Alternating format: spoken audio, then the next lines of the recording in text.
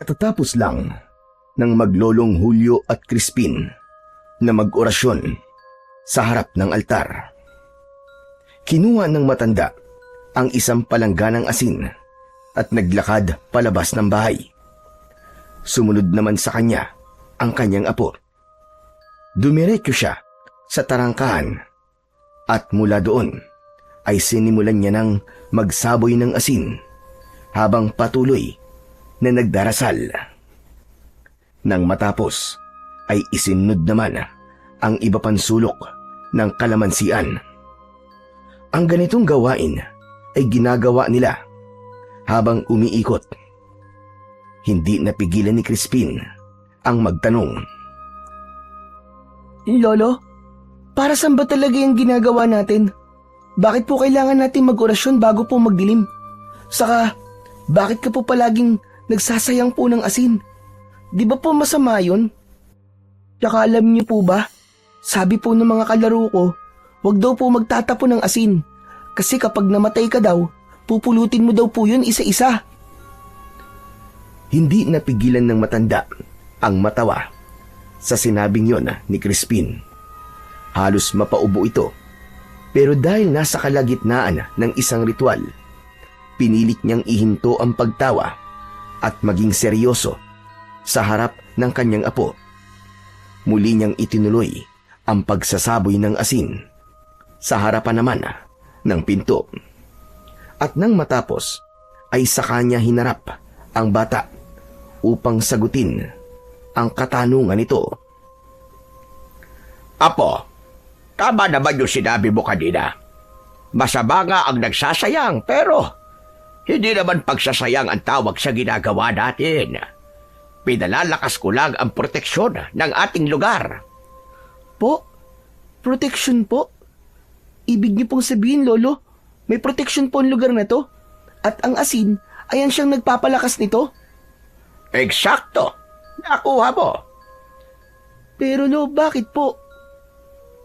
Bahagyang napakunot ang noo ng matandang lalaki nang marinig ang muling pagtatanong ng bata. Anong bakit? Bakit po kailangan niyo pong palakasin ng proteksyon? Bakit may magnanakaw po ba? Oo, meron. Sus, magnanakaw lang naman pala eh. Kayang-kaya niyo po yun, Lo. Pero teka po, bakit nga ba tayo nag-aalala? Wala naman po siyang mananakaw dito sa atin eh. Hindi naman simpleng magnanakaw ang tinutukoy ko, Apo. Ang sinasabi ko ay yung mga nilalang na nagnanakaw ng buhay. Iyon ang iniiwasan kong makapasok dito sa atin. Lumaki ang mga mata ng batang si Crispin nang marinig ang sinabing yon ng kanyang lolo. Agad siyang kinilabutan at halos hindi nakapagsalita. Oh, bakit bigla kayatang natahimik? Natatakot ka ba? Hindi po ah. Nagulat lang po ako sa sinabi niyo, Lo. Yung bang tinutukoy niyo po yung pong mga nilalang ng dilim na maaari pong makasakit sa atin? Sila nga. Kaya natin ginagawa to ay para hindi sila makapasok dito sa ating bakuran. Ano pong mangyayari, Lo, kapag nakapasok po sila? Kapag nakapasok sila, may isa pa naman tayong depensa. Ayan o, yung pinakamatandang puno ng kalamansi. Pero nag-aalala lang kasi ako. Hindi kasi ako sigurado, Apo, kung maaasahan ba talaga yung puno na yan. Pinagbubuti ko ang pagpapalakas ng proteksyon natin sa palibot nitong taniman. Kasi, hindi ako sigurado sa puno na yan. Ganun po ba? Bakit? Ano po bang meron po sa puno na yan? Yan ang unang puno na itinanim dito ni tatay. At sabi niya sa akin noon, dito niya nakuha ang kanyang unang agimat. Agimat? Tulad po ng mga nakasabit sa may dingding po natin? Ganun po ba? Tama ka. Isa doon ay pagmamay-ari ni tatay. Yun ang pinaka-espesyal na agimat niya dahil bigay daw ito ng kanyang kaibigan. At galing ito Diyan mismo sa punong yan.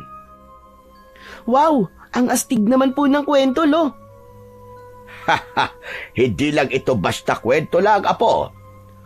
Dahil totoo itong nangyari. Huwag mong gawing biro. Sorry po, Lo.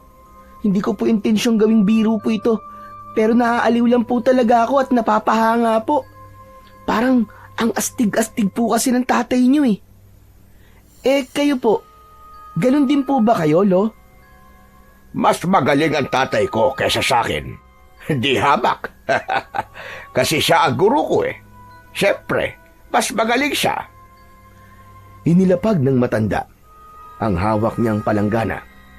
Tapos ay nagpagpag siya ng kamay.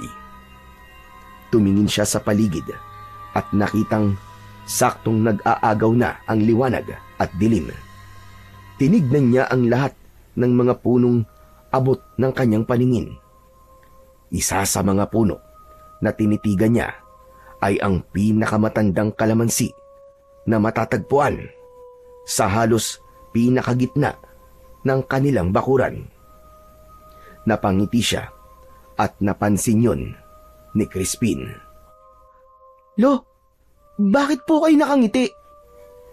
May naaalala lang ako, iho.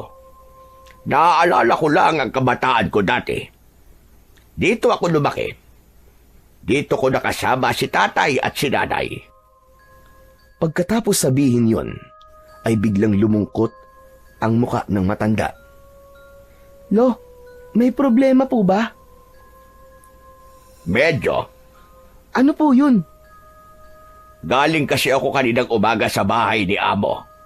At sinabi niya na baka magmamigrate na sila sa Amerika kasama ng mga anak niya. Tapos itong lupa daw, balak na daw nilang ibenta kasi gagamitin nilang panimula doon. Po, ibibenta na po nila itong lupa. May bibili po ba nito, Lo? Nasa dulo na po ito ng baryo at medyo liblib. Tapos, wala pa pong mga kapitbahay. Meron din siguro. Lalo na kung ibibenta nila ito ng mura. Iniaalok nga ito sa akin ni Amo eh. Saan naman ako kukuha ng perang pambabayad? Wala naman tayong maraming pera. Nakakalungkot nga po, Lo. Pag nangyari po yun, saan po tayo titira? Kapag may bago na pong may-ari nitong lupa. Yun nga ang problema, Apo. Masakit sa akin na iwan ang lugar na ito. Pero mas masakit sa akin na wala tayong malilipatan. Napabuntong hininga ang matanda. Napatingin ito sa taniman na ilang dekada niya nang inaalagaan. Bagyang nangilid ang luha niya, pero pinipilit niyang pigilan.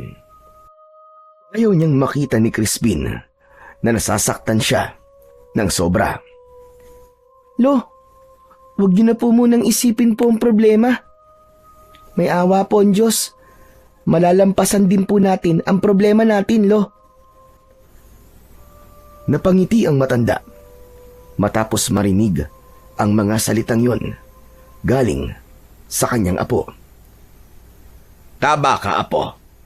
Mabuti pa itara na sa loob ng bahay at maghanda na tayo ng hapunan.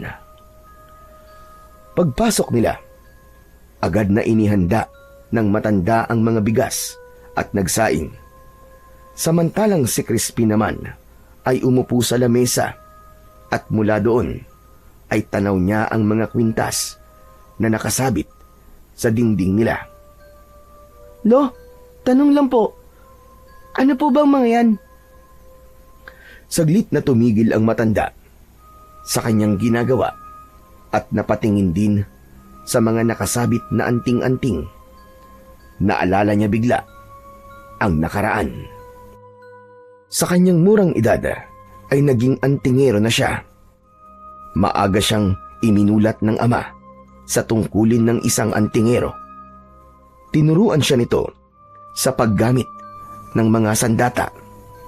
Pinagtiyagaan siya nitong turuan ng mga orasyon at iba't ibang mga dasal. Ginawa ito ng tatay niya dahil siya lang ang bukod tanging maaaring tagapagmana ng tungkulin ng kanilang angkan. Lolo, okay lang po ba kayo? Oo naman. Ayos lang ako, Apo. Siya nga pala. Yung mga nakasabit na yan sa dingding ay mga agimat. Mga gamit yan ang ninuno natin na ipinapamana sa bawat henerasyon. Ang dami po, no? Tama ka. Mas madami pa nga dapat yan, sabi ng tatay, kung hindi lang nasunog ang dati nilang bahay noon bago sila nalipat dito sa taniman. Ganun po ba? Ano po ba ang gamit ng mga yan? Kumbaga para saan po? May kanya-kanyang taglay na kapangyarihan ng mga yan, Apo, na maaari mo magamit sa oras ng pangangailangan. Meron din diyang nagbibigay sa iyo ng kakaibang lakas o tapang. Meron din naman yung kapangyarihang hindi ka tatablan ng bala o anumang matatalas na bagay. Wow! Parang, ano bang tawag dun? Parang antingero o kaya albularyo. Mali, Apo. Hindi albularyo. Magkaibang albularyo sa antingero. Ha? Magkaiba po yun? Akala ko po kasi parehas lang. Siyempre magkaiba, Apo. Ang albularyo, sila yung nilalapitan kapag may sakit. Tulad halimbawa ng may mga lagnat, may pilay, o kaya nausog. O kaya yung napaglaruan ng mga elemento ng dilim. Gumagamit sila ng mga herbal, langis at mga dasal para magpagaling. Ang trabaho nila ay magpabuti ng katawan ng tao. Parang mga doktor, ganon. Pero kaya nila magpagaling gamit ang mga natural na gamot. Tumango-tango ang batang si Crispin.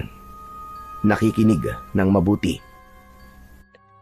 Pero ang antingero, na katulad ko, hindi ko kayang maggamot.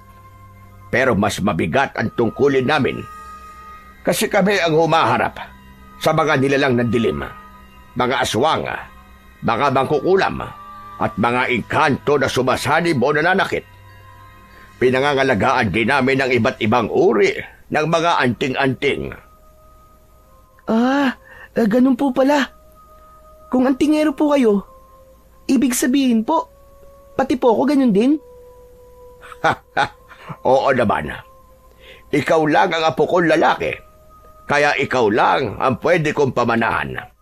Ikaw ang susunod na mag-iingat ng mga yan, Apo. Ikaw ang poprotekta sa kanila kapag wala na ako. Po, bakit ako po ang poprotekta sa kanila? Di ba dapat po sila po ang magprotekta sa akin? Sila naman po ang may kapangyarihan eh. Napangiti si Lolo Julio. Mas lumapit siya kay Crispin at ang isang kamay ay ipinatong sa balikat nito. Bata ka pa nga, Apo. Natural lang na hindi mo pa lubos na maintindihan ang lahat. Alam mo, Apo, ang anting-anting, hindi kusang gumagalaw para protektahan ang may-ari. Gabay at kasangkapan lamang sila. Ang tunay na kapangyarihan ay nasa may hawak nito. Kung marunong kang gumamit, kung marunong kang manalangin, saka sila nagiging buhay. Pero meron din namang pagkakataon na kusang kumikilos ang mga ito. Lalo na kapag nasa panganib ang may-ari o kaya naman kapag may banta na hindi na kayang harapin ng tao. Sandaling natahimik si Crispin. Pinagmasdan niyang muli ang mga anting-anting. Tapos ay napakamot sa kanyang ulo.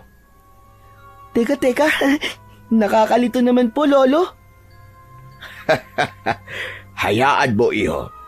Unti-unti na ipapaunawa ko sa iyo ang lahat. Napatitig si Lolo Julio kay Crispin. Isang ideya ang biglang pumasok sa kanyang isip. Tama. Siguro nga ay dumating na ang oras para turuan at ihanda na kita po. Bilang tagapagmana ko. Po, tuturuan niyo na po ako. Lo, kaya ko po ba? Oo naman. Kayang-kaya mo. Ako nga doon eh. Mas bata pa ako sa'yo nung turuan ako ng tatay ko. Hey, nakakakaba naman po, Lo. Pero parang nakaka-excite din po. Huwag kang ma-excite. Hindi magiging madali ang pagdadaanan mo. Kailangan mo ng sipag at tiyaga para maging karapat-dapat. At saka, dapat ay matapang ka. Buo ang iyong loob. Matapang na po ako, Lo. Talaga ba? Oo naman po. Saka, hindi po ako takot sa multo at sa dilim, ano? Ako nga po ang pinakamatapang sa mga kaklase ko eh. Talaga lang ah. Kung ganon, ay hindi ko na pala kailangan mag-alala. Kung matapang ka na, mamayang gabi ay gagawin na natin ang unang hakbang. Bubuksan natin ang iyong ikatlong mata. Ha? Para saan po yun? Para makita mo ang mga hindi nakikita ng karaniwang mga mata. Tulad ng mga multo, engkanto at iba pa. Kailangan ito para masanay ka na sa presensya nila. Sige po. Kayang-kaya ko po yan. Sisiw lang sa akin yun. Natawa ang matanda sa sagot ni Crispin sa kanya. Muli siyang bumalik sa kanyang ginagawa. Samantala, makalipas ang ilang oras, nang matapos silang maghapunan, tinawag ng matanda si Crispin. Lumabas silang dalawa at sa labas, mula sa silong ng isang malaking puno ng akasya, pinaupo niya ang bata sa isang upuan na naroon, nagawa sa kahoy. Lo, anong gagawin natin dito? Gabi na po ah. Di ba sabi mo matapang ka? Susubukan na natin ngayong gabi, apo, kung hanggang saan ang tapang mo. Kinuha ni Lolo Julio ang isang pulang panyo sa kanyang bulsa. Dahan-dahan na tinakpan niya ang mga mata ni Crispin. Mahigpit ang pagkakatali, sapat upang hindi makasilip ang bata. Samantala, habang nakapiring, naramdaman naman ni Crispin na lumayo ng bahagya ang kanyang lolo. May narinig siyang tunog na may naglalakad at tila may kinukuha mula sa isang lalagyan. Pagkaraan ng ilang sandali, bumalik ito at nagsimulang magsalita ng mabagal. Tulad ng dati, hindi na naman niya nauunawaan kung ano ang binabanggit ng matanda. Lo, ano po ba kasing ginagawa nyo? Kinakabahan na po ako eh. Nagsisimula na ako ng isang ritual, apo. Ritual? Para saan po, Lo? Para mabuksan ang iyong paningin. Lolo naman eh, niloloko niyo naman po ako eh. Hindi naman po nakasara ang mga mata ko ah. Saka nakakakita naman po ako. Hindi po ako bulag. Ang iyong ikatlong mata ang sinasabi kong bubuksan natin. Huwag kang matatakot, ah. Kinuha ni Lolo Julio ang isang bote ng langis na may katas na dinikdik na dahon ng kalamansi.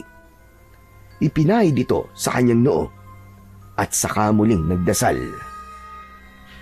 Lo, ang asib po ng inilagay nyo. Huwag kang maingay. Tumahimik ka lang para mabilis na tayo matapos dito. Nanahimik si Crispin. Naghintay siya at hinayaan na lamang na gawin ng kanyang lolo ang nararapat nitong gawin. Crispin, kapag nabuksan na ang iyong mga mata, huwag kang tatakbo, ha? Huwag ka ring pipikit. Harapin mo lang kung sino o ano ang mga makikita mo. Hindi umimik si Crispin. Bagamat may nararamdamang takot at kaba, hindi niya ito ipinapahalata sa matanda.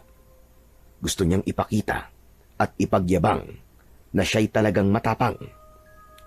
Maya-maya pa, biglang natahimik ang paligid. Kasabay nito ay naramdaman niyang tila bumigat ang kanyang pakiramdam. Lo, Teka, ano pong nangyayari sa akin? Bakit parang sumasakit po ang ulo ko? Normal lang yan. Tiisin mo lang. Nang maramdaman ni Lolo Julio na sapat na ang oras at mga orasyon na binanggit niya, hinipa niya ng marahan ang ulo ng kanyang apo at tinanggal na ang panyo na nakapiring dito. Sige na, Apo. Buksan mo na ang iyong mga mata.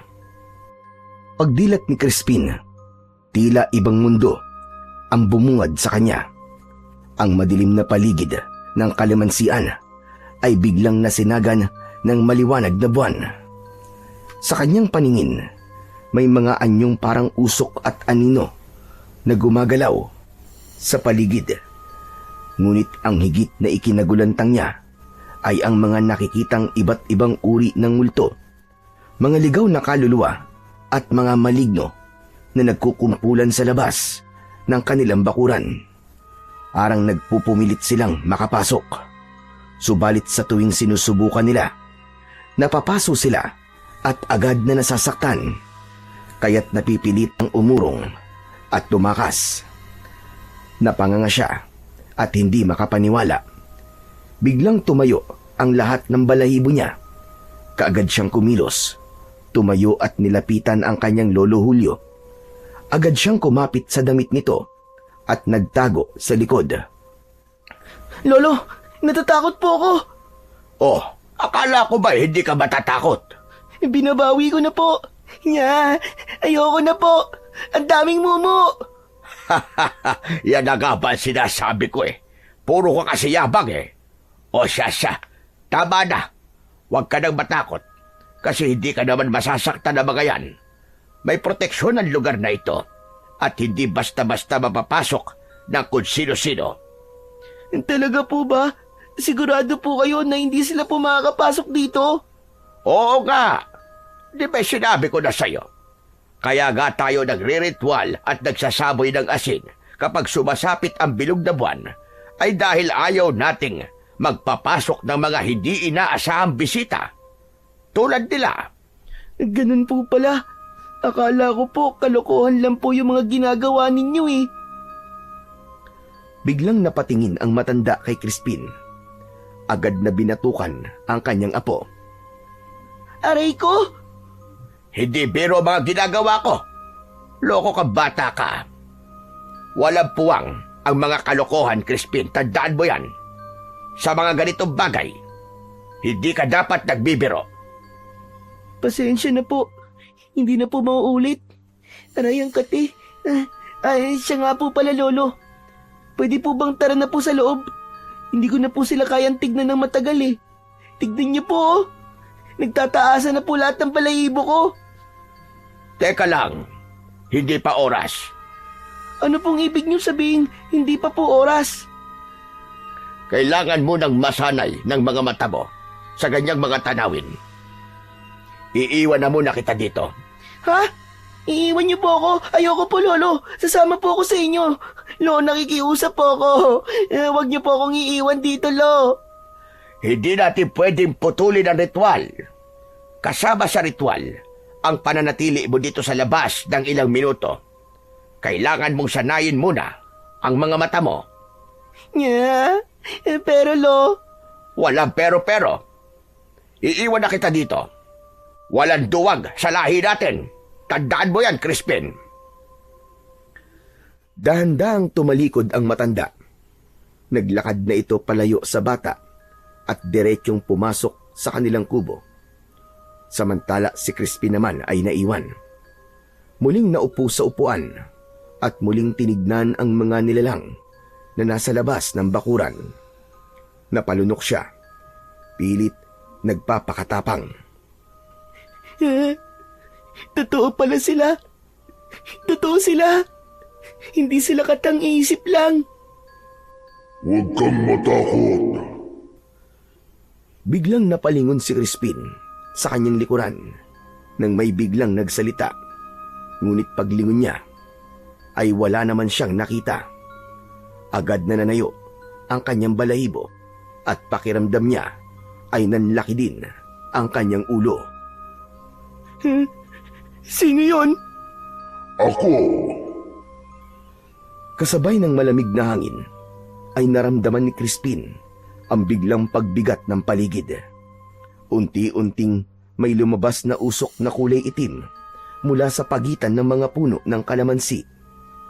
Mula doon ay dahan-dahang humuhugis ang isang napakalaking anino. Una niyang nakita ay ang paglitaw ng dalawang mata nito na tila kulay ginto. Diretsyong nakatitig sa kanya. Sumunod ay ang mahahabang bisig nito na balot ng makakapal na balahibo. Naglalakad itong palapit sa kanya. Ilang sandali pa ay tuluyang nabuo ang anyo nito sa mismong harapan na niya. Isang higanting nilalang, nakangisi, umuusok ang bibig at amoy tabako. Lolo! Umalingaw-ngaw ang sigaw ni Crispin sa buong kalamansian. Ngunit yun ang naging malaking pagkakamali niya sapagkat agad na naagaw ang pansin ng mga nilalang na nasa labas ng bakuran. Sabay-sabay silang napalingon sa kanya at doon napagtan na nakikita sila ni Crispin. Umungol ang ilan sa kanila at sumigaw. May humihingi ng tulong. May umiiyak, may sumisigaw at iba pa. Biglang nanigas sa takot ang bata habang tinitignan isa-isa ang mga nilalang na malamig na nakatitig sa kanya.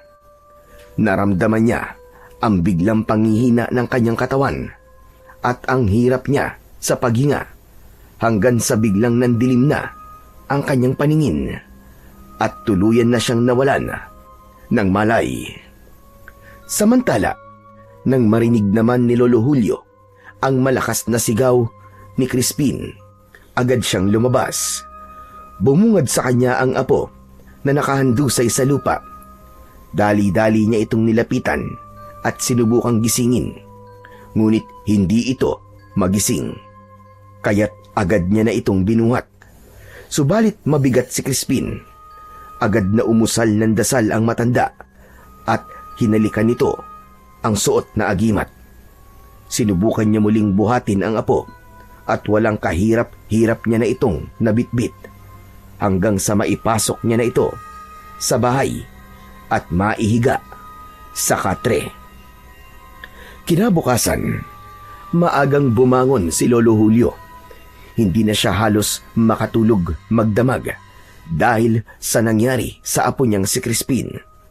Ilang beses din niyang pinagsisihan ang ginawa niyang pagbubukas ng ikatlong mata ng bata. Muli siyang pumasok sa kwarto matapos magkape. Nakita niyang tulog pa din si Crispin. Tinitigan niya ito. Kita niya ang pawis sa noo ng bata at ang malalim nitong paghinga. Crispin? Crispin na po. Kinabahan siyang bigla. Kaya naman maingat niyang inilapit ang palad niya sa noo nito. Diyos ko, ang init mo. Biglang nanginig ang katawan ng bata. Kaya naman, agad na tinapik ng matanda ang balikat nito. Crispin na po. Crispin, gising ka na. Buksan mo na mga mata mo. Sige na. Apo! Unti-unting nagmulat ng mga mata sa Crispin. Namumungay pa ang mga mata niya at halatang hirap na hirap sa paghinga. No? Lolo? Oo, Apo. Si lolo mo ito. Gising na. Ano bang nararamdaman mo? Giniginaw po ako, Lo. Ang lamig po. Dahan-dahang gumalaw ang bata. Inayos nito ang kanyang pagkakahiga. Saka muling ipinikit ang mga mata. Patawad, Apo. Kasalanan ko ito. Hindi ko dapat pinilit ang katawan mo. Patawarin mo ko. Ayos lang po, Lo. Kaso tong ulo ko po masakit, saka mabigat po. Parang umiikot po ang paligid. Tapos ang init, pero nilalamig naman po ako. Hinawakan ni Lolo Julio ang kanyang kamay. Ramdam niya ang panginginig nga nito. Sandali niyang kinumutan ang apo bago ito muling kinausap. Hayaan mo, gagamutin kita. Pero sabihin mo sa akin, anong mga nakita mo kagabi? Bukod po dun sa mga nilalang na nasa labas ng bakuran natin, may isang malaking nilalang po na lumapit po sa akin. Isang malaking nilalang. Teka, paano siyang nakapasok? Hindi po siya nakapasok, Lo. Doon po mismo sa bakuran natin siya nanggaling, hindi po sa labas. Teka, imposible. Wala akong nakikitang nilalang dito sa loob ng bakuran natin. Meron po talaga, Lo. Maitim siya, saka mabalahibo po ang katawan niya. Tsaka, amoy tabako po na mabaho. Isang kapre. Siguro po, Lo. Kapre nga po. Sinaktan ka ba niya? Hindi naman po, pero natakot lang po talaga ako nung lumapit po siya. Tapos ipinakita po sa akin ang tunay niyang anyo. Kaya po ako napasigaw eh. Tapos, yung mga nilalang po sa labas, lahat po sila tumingin po sa akin. Tapos, wala na. Hindi ko na po alam kung ano po nangyari. Natakot ako kasi akala ko po kukunin po nila ako eh. Hinaplos ni Lolo Julio ang kanyang buhok. O siya, sige na. Huwag mo nang isipin yon. Malamang hindi pa talaga handa ang katawan at isip mo sa ganitong mga bagay. Masyado ka pang bubot at bata. Kailangan ka pang pahinugin. Pasensya ka na talaga, Apo. Wala po yun, Lo. Ako naman po yung nagsabi na matapang po ko eh. Pero hindi naman pala. Pero Lo, pwede po bang isara niyo na lang po ulit ang mga mata ko? Kasi nakakatakot po eh. Yun lang. Hindi pwede, Apo. Hindi basta-basta ang pagsasara nito. Ilang taon muna ang hihintayin mo bago kusang sumarayan. Kapag pinilit natin, baka hindi mo makayanan.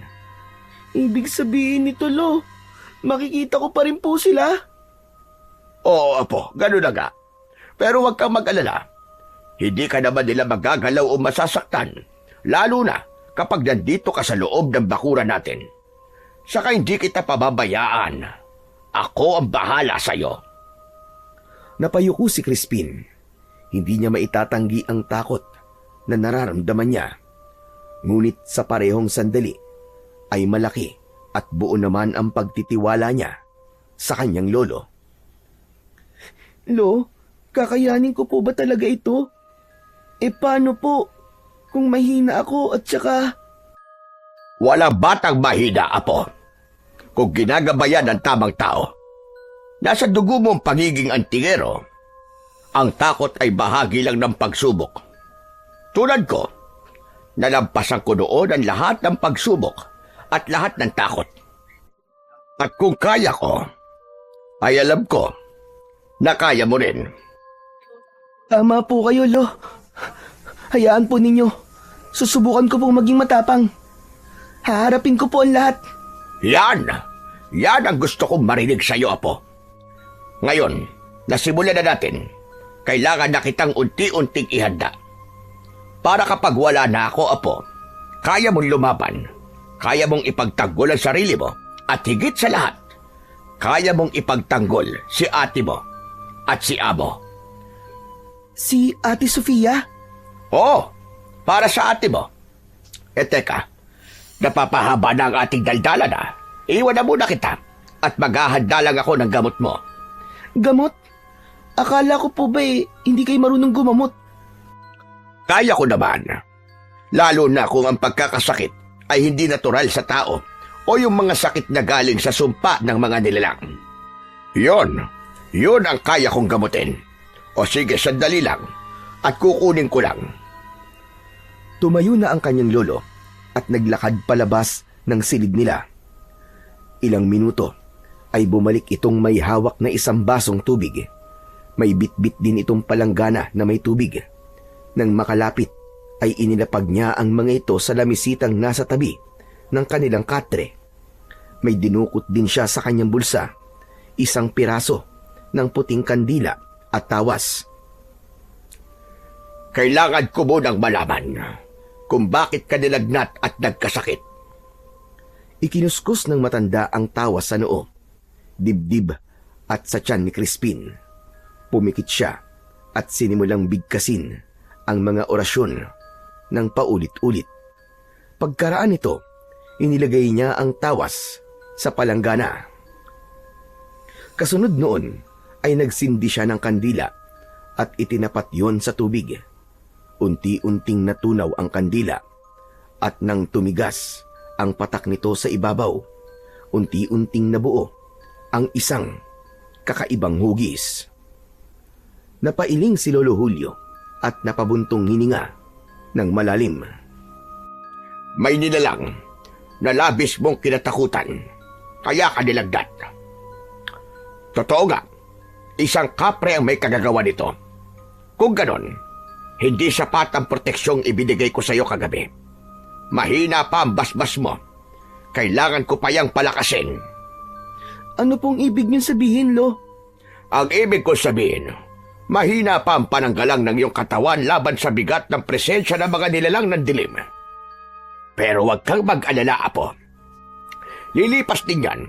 Kailangan lang natin na palakasin ang loob mo at higit sa lahat, palakasin ang iyong katawan para agad kang makabawi. Agad na pinunasan ng matanda ang pawis sa noo ng kanyang apo.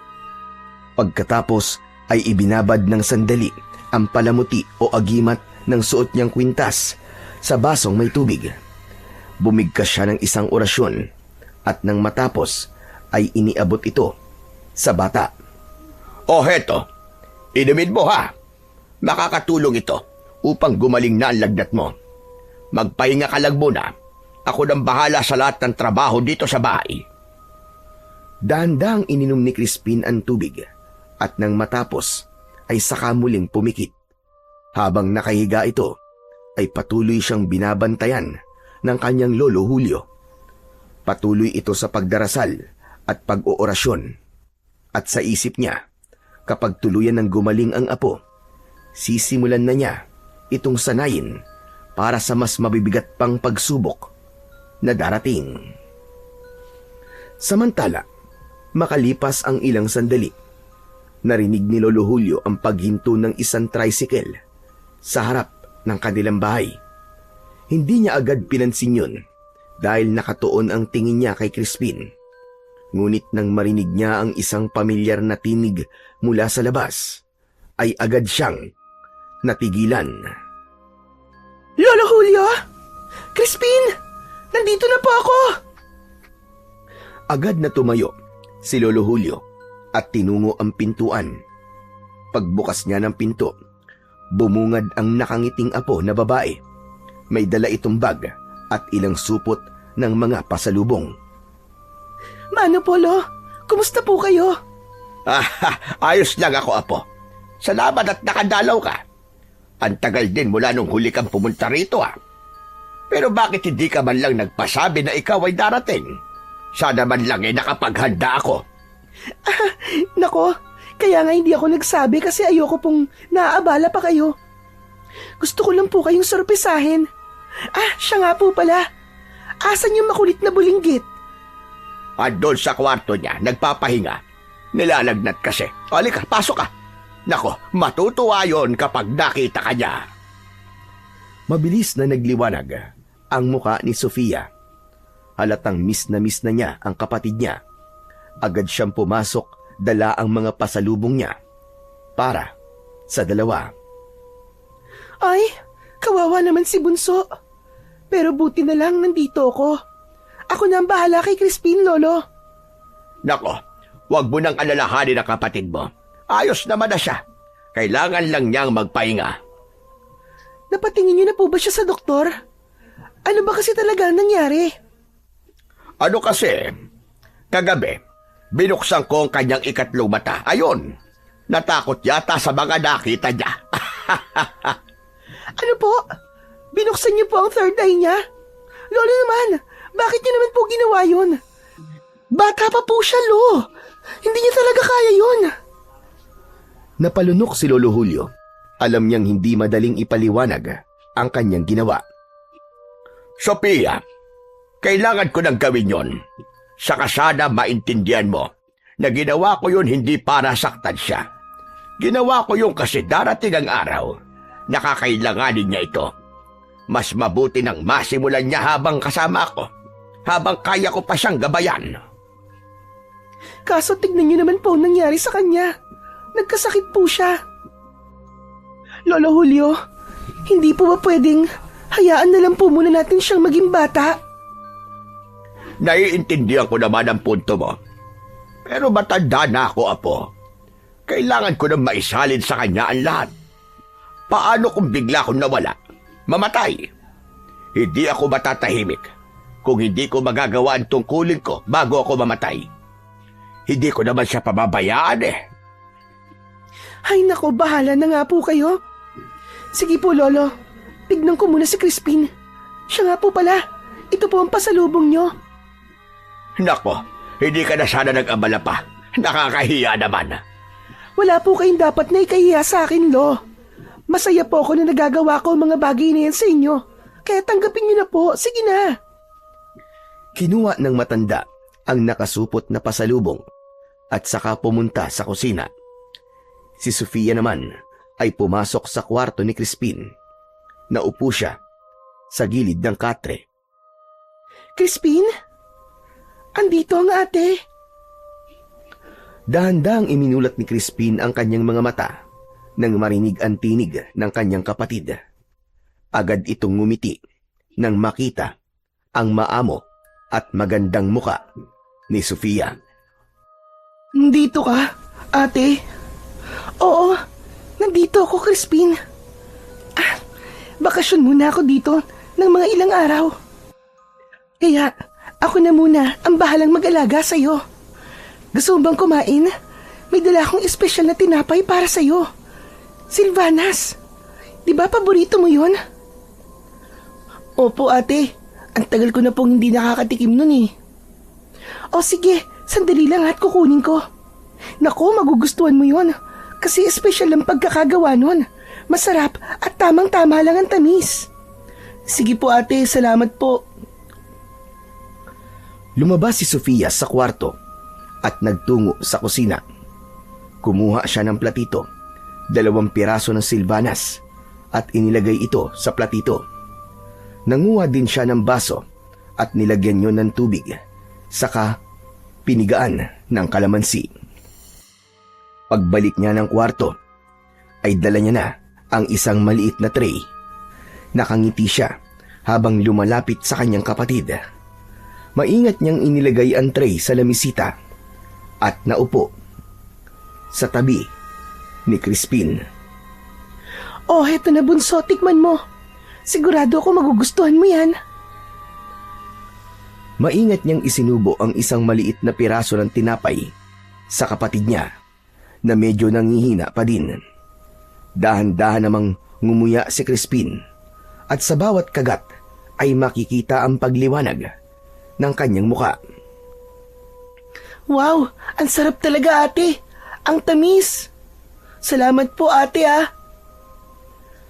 Ngumiti si Sofia at marahang pinunasan ang gilid ng labi ng kapatid gamit ang maliit na panyo.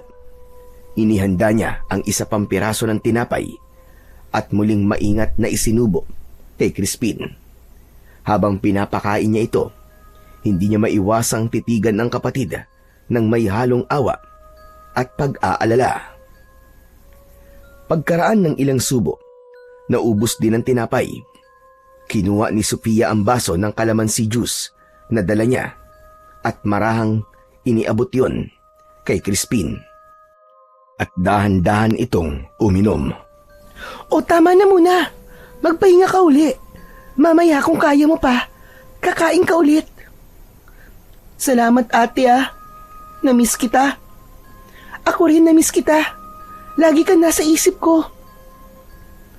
Habang pinagmamasdan ang kapatid na muling pumikit, napaupo siya ng tuwid at napabuntong hininga. Bumalik sa alaala niya ang kanyang pinagdaanan sa mga nakaraang taon. Umalis si Sofia sa kanilang bayan upang makipagsapalaran para sa kanyang pangarap Nais niyang makapagtapos ng pag-aaral, ngunit nang pumanaw ang kanilang mga magulang, alam niyang hindi kakayanin ni Lolo Julio na pag-aralin pa siya.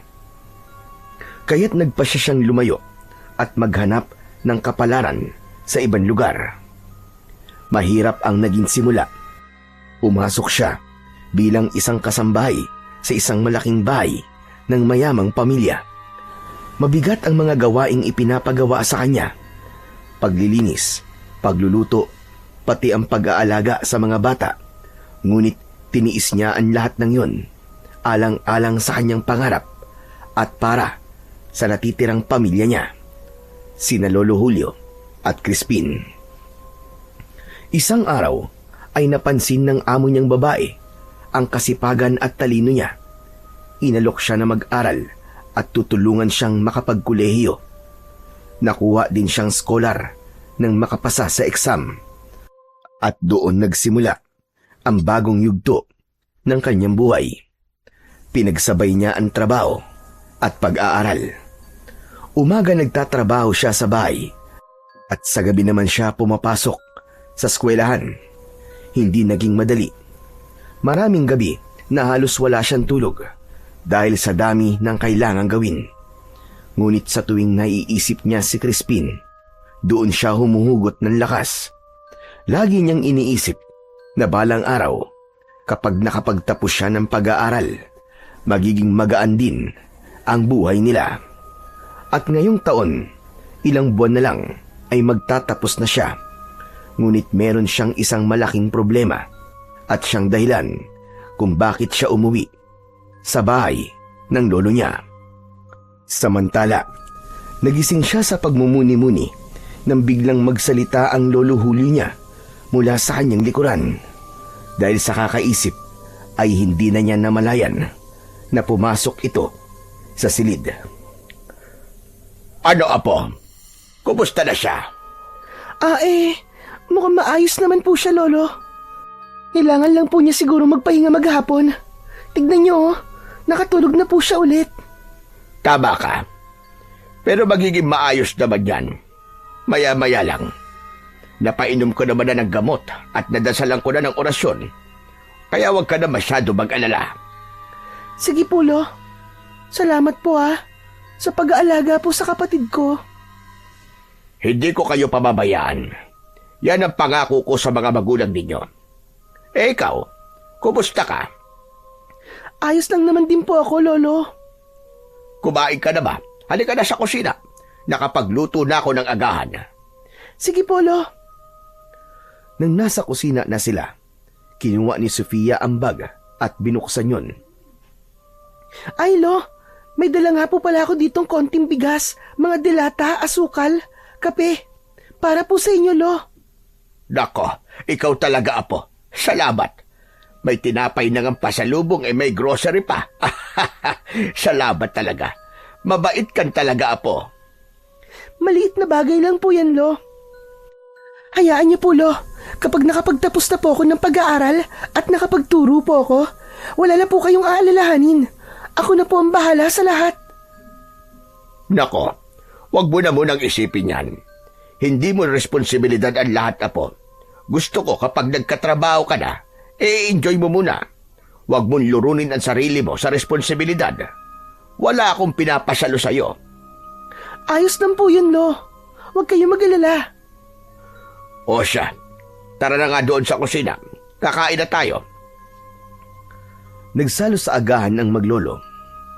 Matapos kumain, ay si Sophia na ang nagligpit ng kanilang pinagkainan. Siya na din ang nagkusa na gumawa ng ilang mga gawaing bahay. Mabilis na lumipas ang mga oras. Pagdating ng hapon, abala si Lolo Julio sa pagwawalis ng bakuran habang may nakasinding siga sa ilalim ng pinakamatandang puno ng kalamansi. Maingat naman si Sofia na naglalagay ng dagdag na tuyong dahon upang makontrol ang apoy, upang tama lang ang usok. Ginagawa nila ito para maitaboy ang mga lamok at mga kulisap na naninira ng mga bunga ng kalamansi. At ginagawa din nila ito upang mapalayas ang mga masasamang espiritu na maaaring di kinayang hadlangan ng mga proteksyon na inilalagay ni Lolo Julio sa kanilang tarangkahan. Samantala, habang abala sila, biglang napansin ni Sofia na papalabas ng kanilang kubo ang kanyang kapatid. Medyo maputla pa ang bata, pero maayos na ang lakad nito at nakangiti. Agad na nilapitan ito ng dalaga. Napatingin din ang matandang lalaki.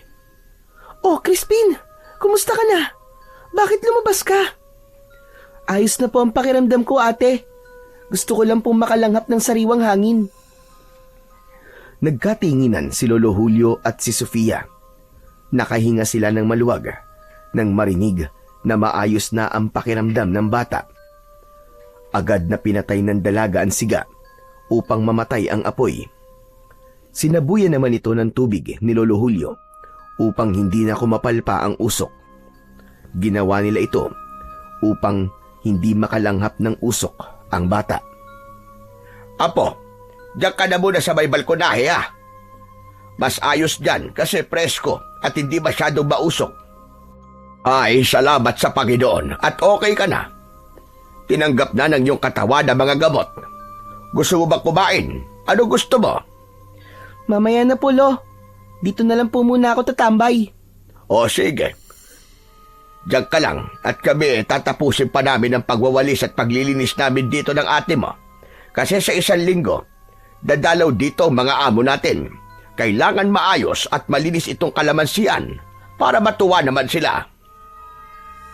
Tumango ang bata. Ipinagpatuloy naman ng dalawa ang kanilang ginagawa. Mabilis na lumipas ang mga oras. Nang matapos ang pagwawalis at paglilinis, pumasok na sa loob ng kubo sina Lolo Julio at Sofia upang maghanda ng hapunan. Samantala, si Crispin ay mas piniling manatili muna sa labas.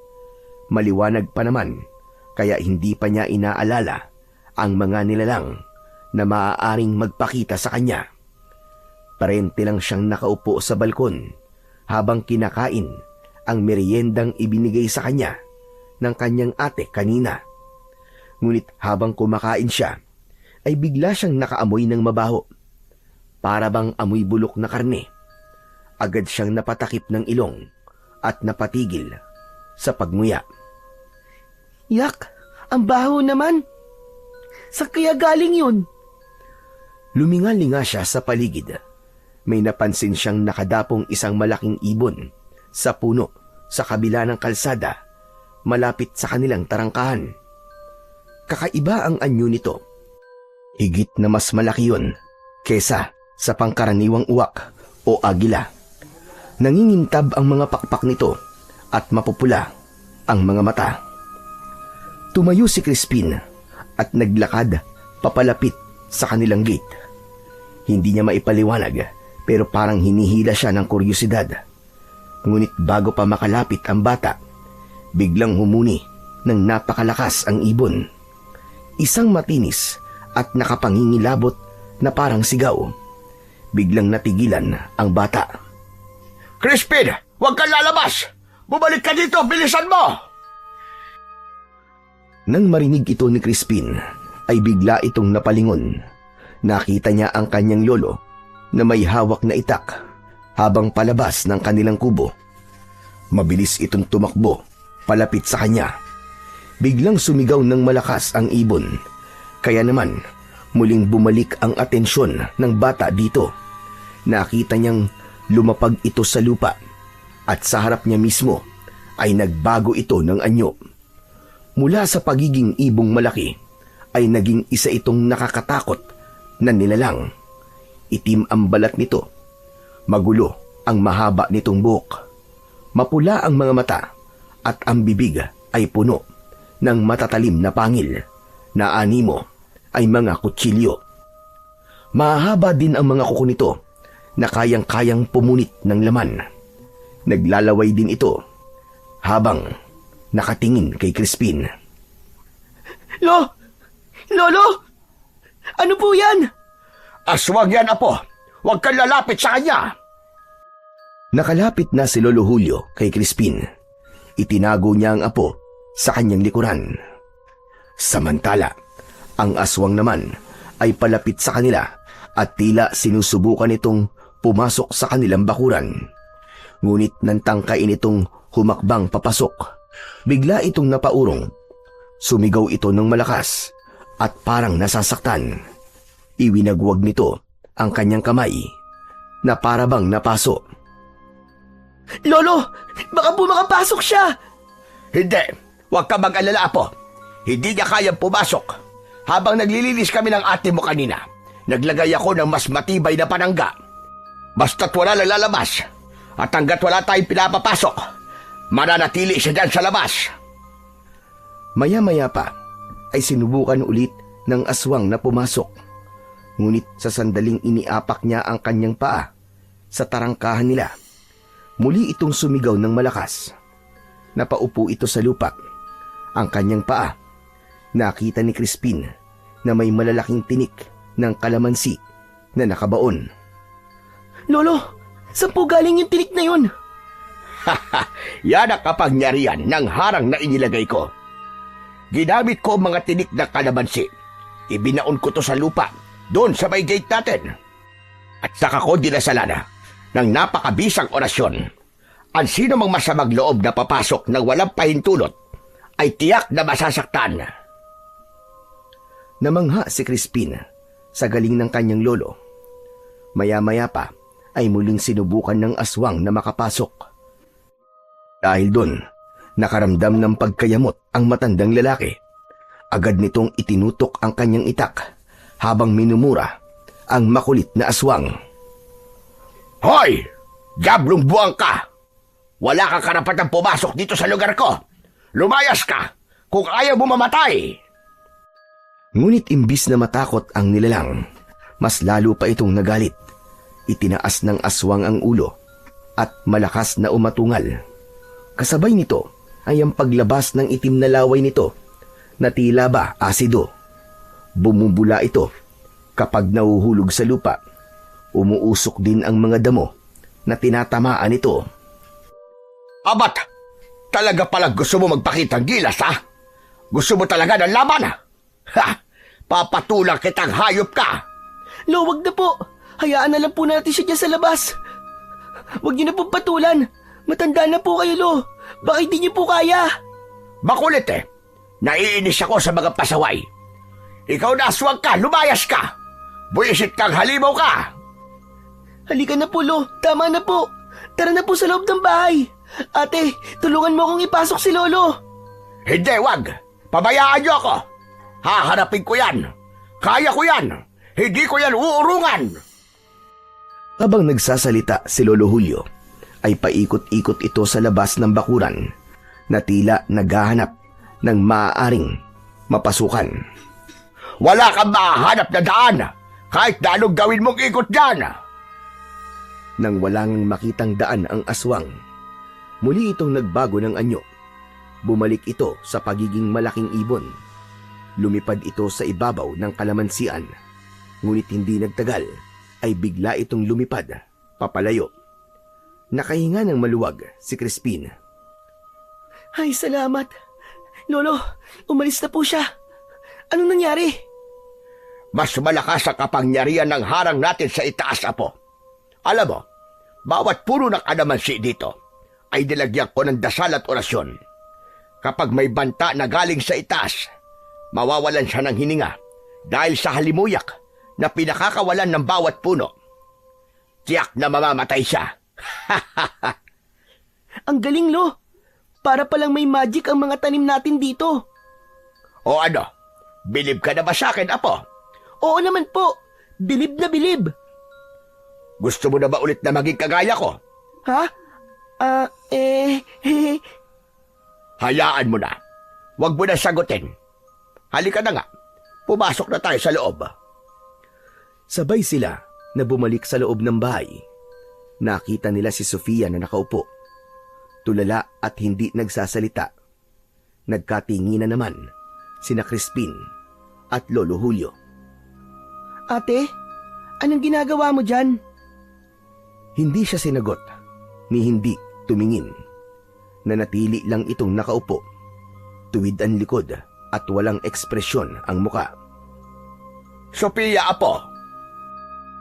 Lumapit ang matanda at marahang hinawakan ang balikat ng apo. Ngunit laking gulat nila nang biglang hawiin ni Sofia ang kamay ni Lolo Julio. Kasunod noon ay ang isang mababang angal na lumabas mula sa bibig ng dalaga. Ate, bakit ganyan ka? Ano nangyayari sa'yo? Kasunod ng angal, biglang tumawa ang ate niya ng malakas. Matinis, malalim at nakapangingilabot ang tinig nito. Nanlamig si Crispin. Lolo, ano po nangyayari kay ate? Bakit ganyan? Para pong hindi siya ang ate ko. Hindi sumagot ang matanda. Bagkus ay nakatingin lang siya sa dalaga. Maya-maya pa ay inutusan siya nito. Apo, kumuha ka ng matibay na tali. Bilisan mo! Agad na sumunod si Crispin sa kanyang lolo. Tumakbo siya sa labas at kinuha ang taling nakasabit sa may dingding. Nang makuha niya ito, ay bumalik na siya sa loob. Nakita niya ang Lolo Julio niya na nakaharap pa rin kay Sofia. Ang dalaga naman ay nakatitig ng masama. Lolo, ito na po ang tali. Lo, aanin niyo po ito. Hindi pa man naaabot ng matanda ang tali, ay biglang tumayo ang dalaga. Lumapit ito kay Crispin at hinawakan siya sa balikat. Nasaktan ang bata sa paraan ng pagkakahawak ng kapatid niya. Madiin yun at tila pinipiga. Pakiramdam niya anumang oras ay mapipilay na siya. Aray! Ate, wag! Aray, nasasaktan ako, ate! Mabilis na sinunggaban ni Lolo Julio ang dalaga at itinulak ito pabalik sa upuan. Sa kanya kinuha ang tali sa kamay ni Crispin at mabilis na iginapos ang mga kamay ng dalaga sa upuan. Lolo, sandali lang! Ano to? Bakit niyo po ginaganyan si ate? Ba't niyo po siya tinatali? Hindi magawang sumagot ng matanda dahil kailangan niya kagad na makakilos bago pa sila masaktan ni Sofia. Mabilis itong tumakbo. Lumapit sa may dingding kung saan nakasabit ang mga agimat niya. Kumuha siya doon ng isang kwintas na may palamuting medalyon. Agad siyang bumalik at isinuot yun sa apong babae. Pagdampi pa lamang ng medalyon sa dibdib ng dalaga, ay bigla na lang itong napasigaw. Nanginig ang katawan niya at pagkatapos ay biglang nanlata hanggang sa tuluyang mawalan ng malay. Umupo si Lolo Julio at saka pinunasan ang kanyang pawis sa noo. Tumingin ito kay Crispin. Hindi ko alam kung ano ang nangyari sa kanya. Kailangan ko muna siyang matawas para malaman natin kung ano ang problema. Tumayo ang matanda at nanguha ng kanyang mga gamit. Pagbalik niya ay may bitbit na itong palanggana na may tubig, tawas, langis at kandila. Inilipag niya ito sa paanan ni Sofia at nagsimulang mag-orasyon. Tulad ng ginawa niyang pagtatawas kay Crispin, idinikit din niya ang tawas sa noo, sa tiyan, sa kamay at mga binti ng dalaga. At pagkatapos gawin ito, ay inilubog niya sa tubig ang tawas. Nagsindi na rin siya ng kandila at inilapit yon sa palanggana. Dahan-dahan niyang ikinilos ang kandila sa ibabaw ng tubig habang patuloy na nagdarasal. Habang natutunaw ang kandila, unti-unti namang lumilitaw ang hugis sa tubig. Makaraan ang ilang sandali, nang matuyo na ang patak ng kandila, ay kinuha ito ni Lolo Julio at tinitigan. Kitang-kita niya ang anyo ng isang babae. Mahaba ang buhok, matalim ang mga mata, at ang ngisi ay puno ng panlilinlang. Walang hiya ka! Sino kang hayop ka? Nagulat si Crispin sa biglang pagsigaw ng matanda. Lolo, bakit po? Crispin, May nagtatangkang gawing aswang ang kapatid mo. Ang tawas mismo ang nagsabi sa akin.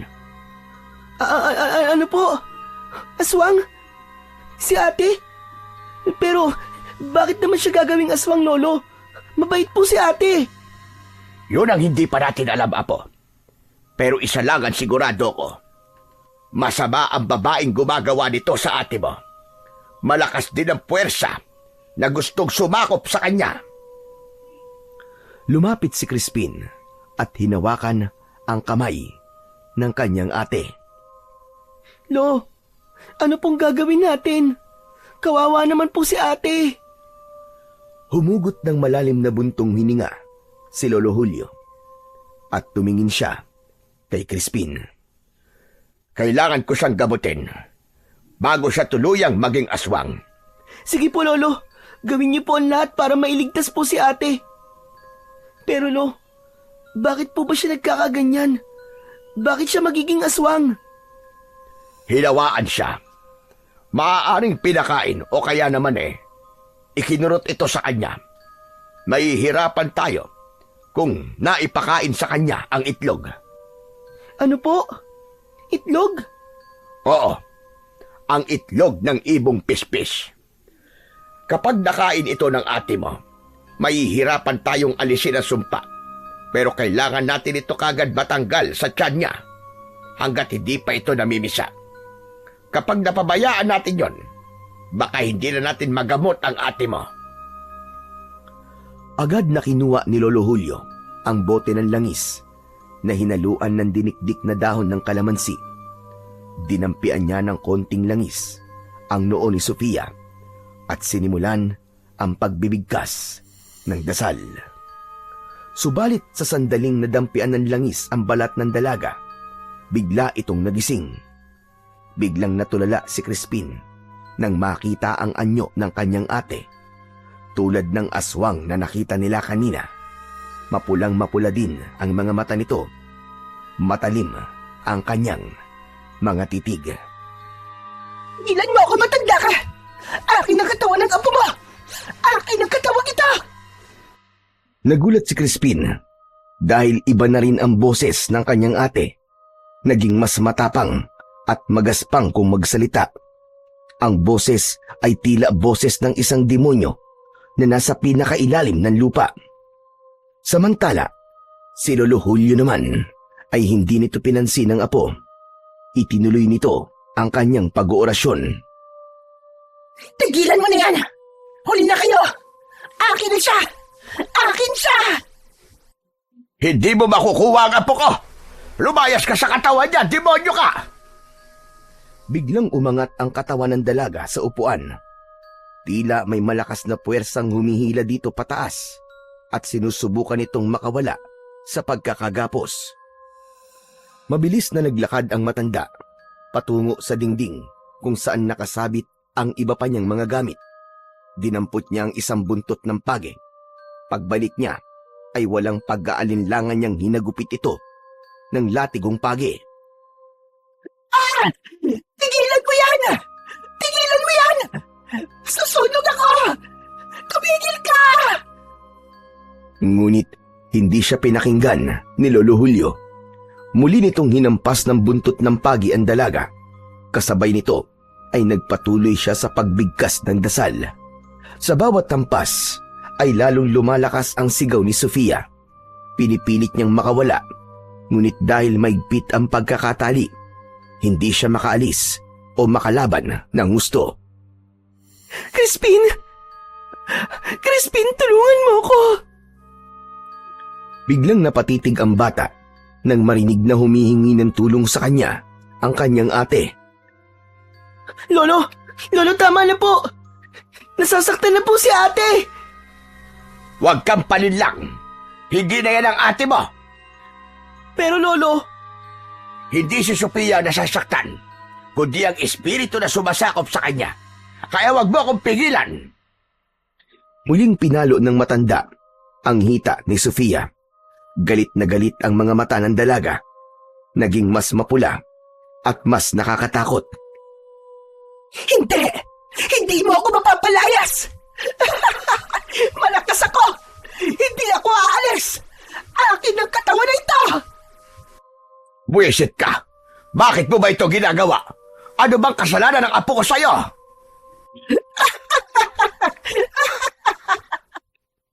Ayaw mo't sumagot ha? Pwes, tatapusin na kita! Sige, subukan mo! Subukan mo! Siguraduhin mo lang ha, na biglaan ang pagpatay mo sa akin. Dahil kapag nakahinga pa ako, kahit 3 segundo, titiyakin kong makakasama sa hukay ang apo mo. Isinusumpa ko! Halos maiyak si Crispin sa nakikitang paghihirap ng kanyang ate Sofia. Mahal na mahal niya ito at nasasaktan siya habang nakikitang namimilipit sa sakit ang ate niya. Kahit pasabihin ng kanyang lolo na hindi ito ang nasasaktan sa mga palo ng latigo. Naging paulit-ulit pa ang paghampas at pagdarasal hanggang sa isang malakas na sigaw ang lumabas mula sa bibig ng dalaga. At habang sumisigaw ito, muling dinampot ng matanda ang langis na may halong kalamansi. Ibinuhos niya ito sa ulo ng dalaga. Nagpupumiglas ito. Halos umuga na ang upuan. Lumayas ka sa katawan ng apo ko! Hindi mo pag-aari ang dugo ng lahi ko! Hindi mo pag-aari ang aking apo!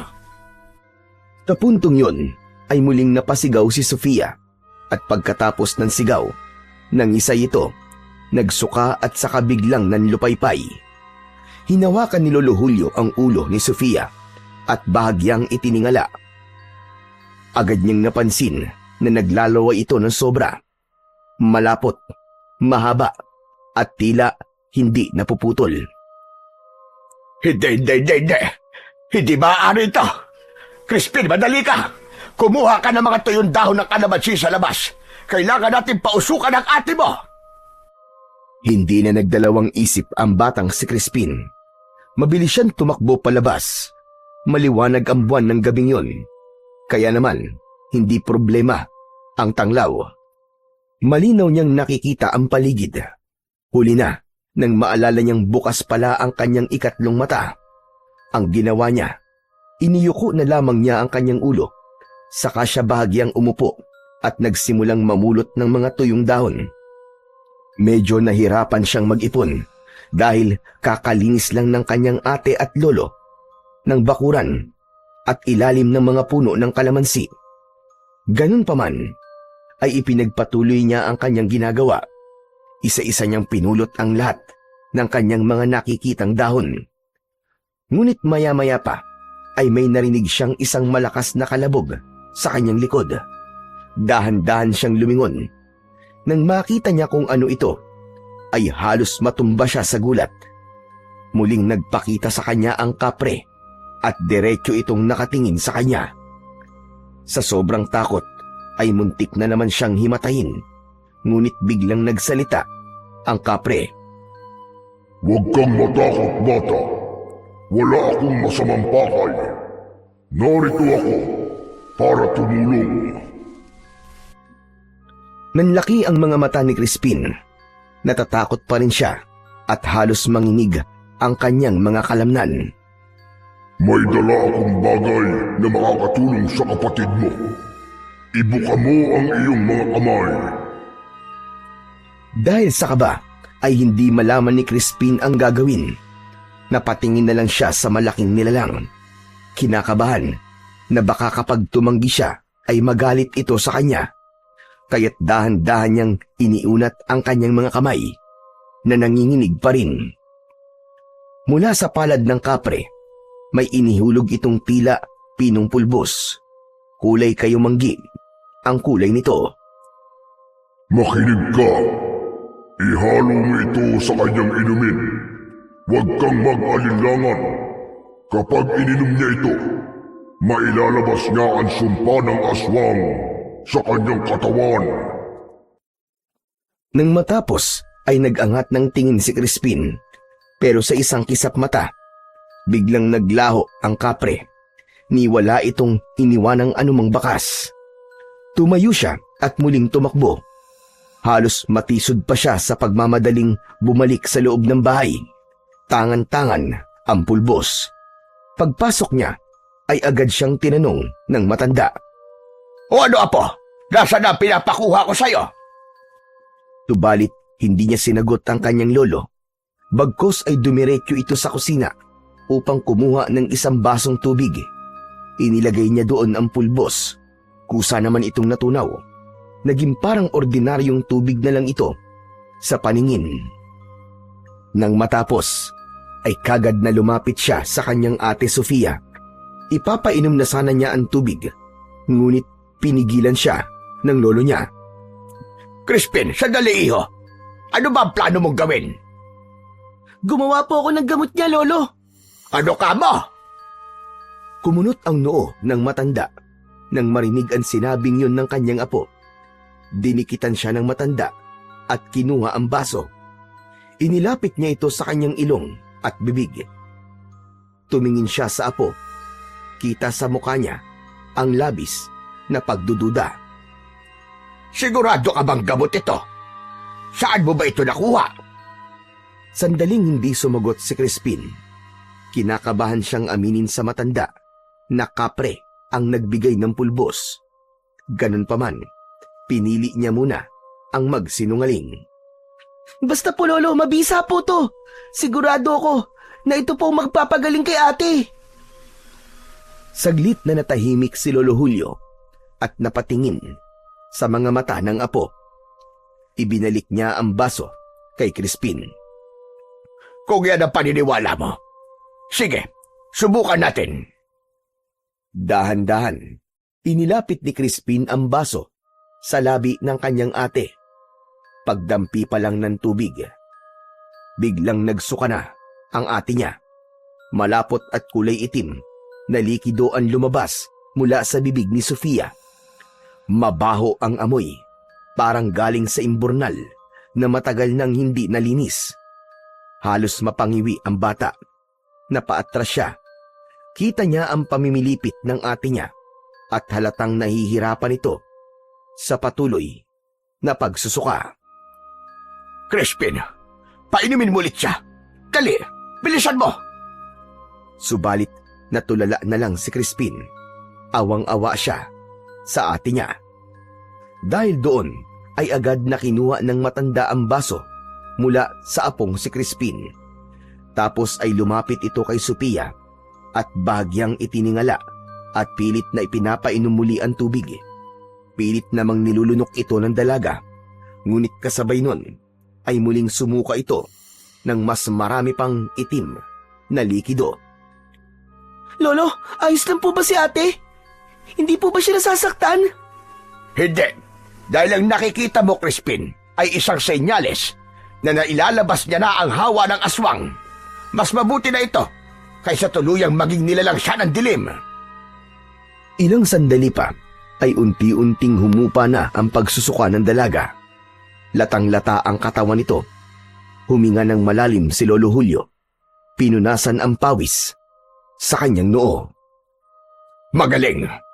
Magaling, Crispin! Mukhang nailabas na niya ang lason.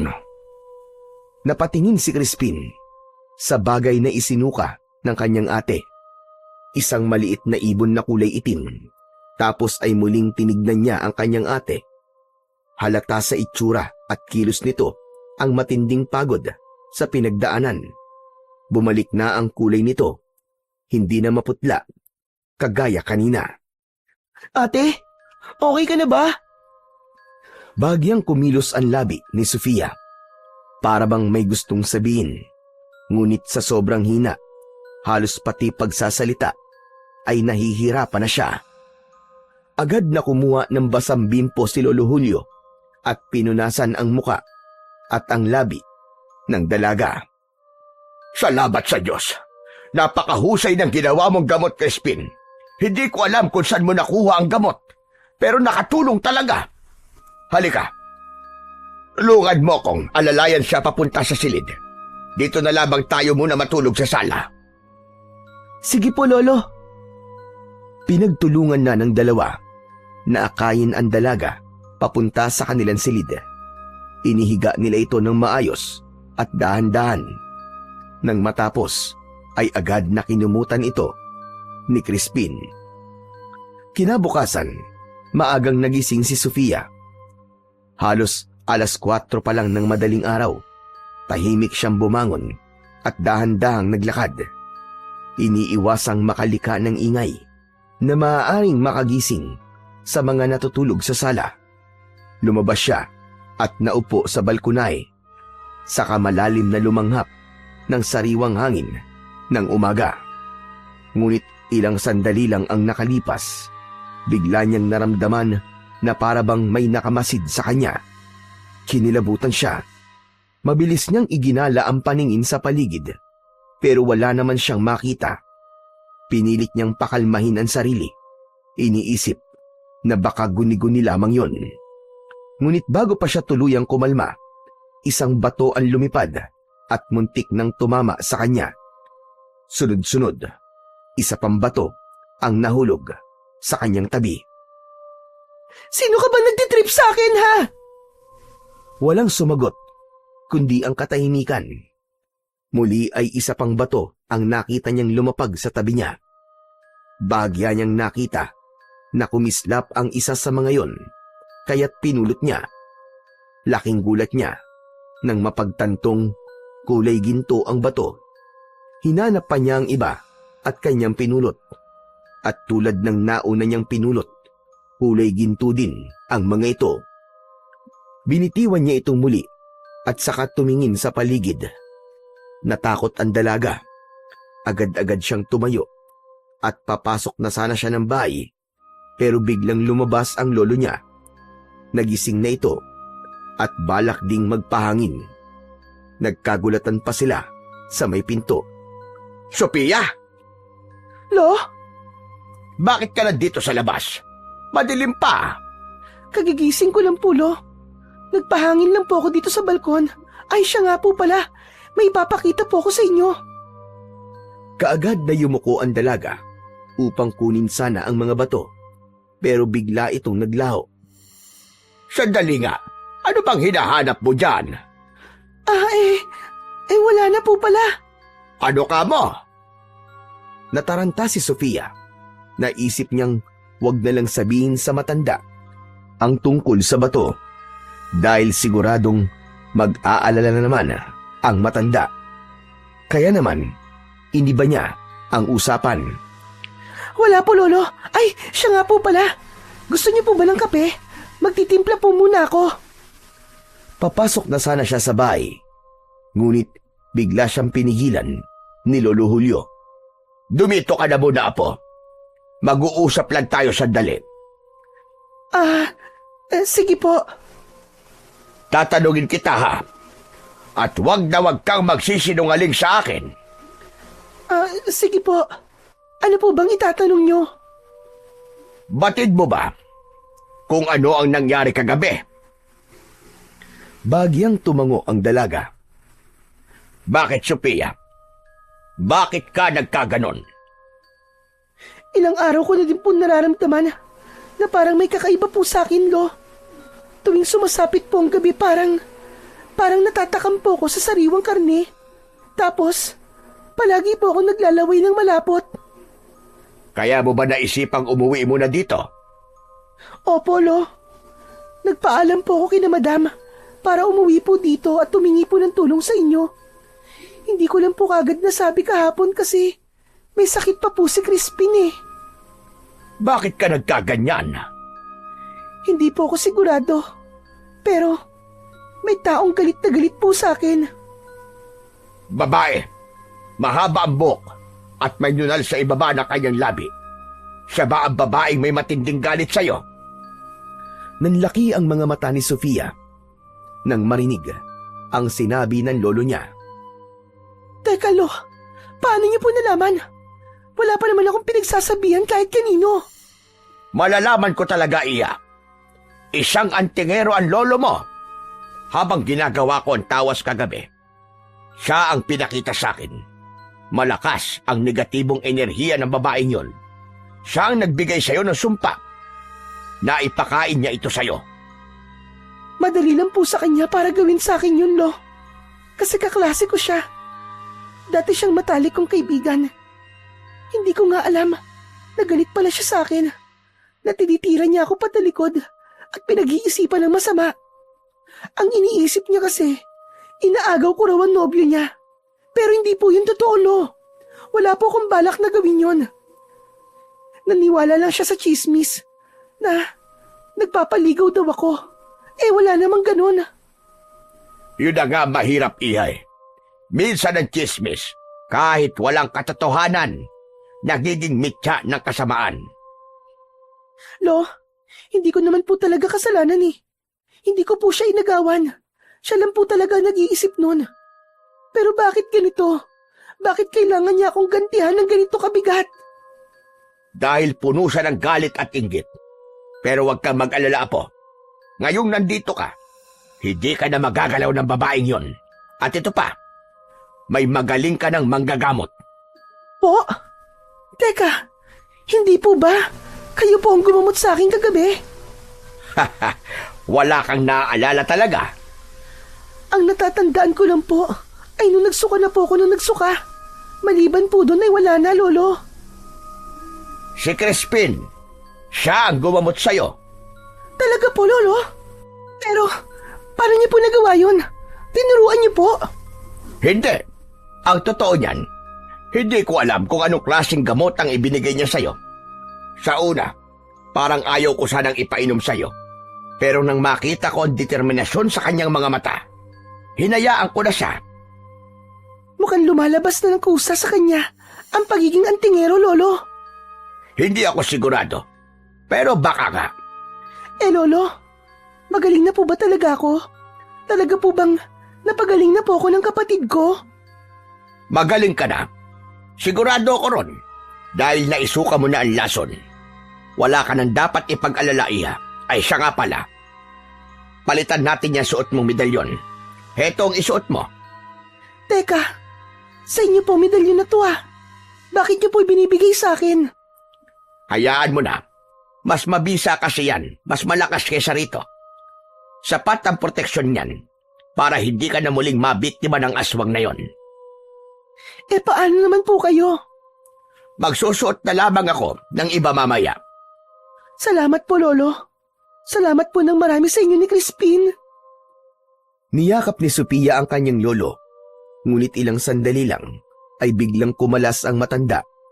Nakakunot ang noo nito habang nakatingin sa puno na nasa kabilang kalsada. Nakita niya ang 2 bola ng apoy sa itaas ng isang puno. Sophia, pumasok ka muna sa loob. Bakit po, Lolo? Ano po ba yun? Huwag ka na magtanong, pumasok ka na. Mukhang hindi pa tapos ang laban natin. Nariyan na naman ang aswang at mukhang alam ko na kung bakit ka napadpad dito. Sinusundan ka ng damuhong yan. Dali-daling sumunod si Sophia at pumasok sa loob ng bahay. Nilingon pa niya saglit ang puno at nakita nga ang kakaibang liwanag. Mabilis niyang isinara ang pinto. Samantala, hindi kumarap si Lolo Julio habang nakatitig sa puno. Walang hiya ka! Ayaw mong tigilan ang apo ko! Demonyo ka! Samantala, sa loob ng bahay ay nagising naman si Crispin. Nakita niya ang ate niya na tila takot na takot at nakatingin lang sa pintuan. Ate, bakit? Ano yun? May nakita si Lolo. Doon sa labas. Parang pulang liwanag sa may puno. Sabi niya aswang daw yun. Pinapasok niya ako dito sa loob. Maya-maya pa ay narinig nila ang malakas na boses ng kanilang lolo. Kung akala mo'y makukuha mo ulit ang apo ko, nagkakamali ka, demonyo ka! Huwag kang aalis dyan! Magtutos tayong dalawa! Sa loob ng bahay ay hindi mapakali si Crispin. Nag-aalala siya para sa kanyang lolo. Teka, sandali. Kakalabanin ni Lolo ang aswang, ate. Ba kung anong mangyari kay Lolo? Matanda na siya. Hindi mapakali sa loob ng bahay ang bata. Maya-maya ay may biglang napansin siya sa mga hanay ng mga nakasabit na agimat at mga medalyon. Isa sa mga ito ang tila kusang gumagalaw kahit wala namang hangin. Ang kwintas ay may palamuti na tila tinik at balat ng kalamansi. Nakalagay ito sa isang maliit na sisidlan na gawa sa kristal. Lumapit si Crispin at inabot ang kwintas. Nang mahawakan niya ito, parang may dumaloy na init mula sa kanyang palad. Hindi niya alam kung bakit, pero ramdam niyang para yun sa kanya. Agad niyang isinuot ito sa kanyang leeg. Crispin, anong ginagawa mo? Bakit mo kinukuha yan? Hindi yan laruan.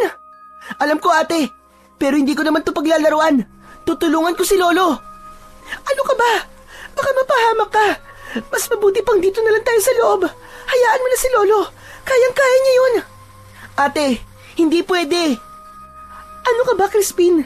Antingero si Lolo. Dati siyang tagapuksa ng mga aswang. Isang manunugis.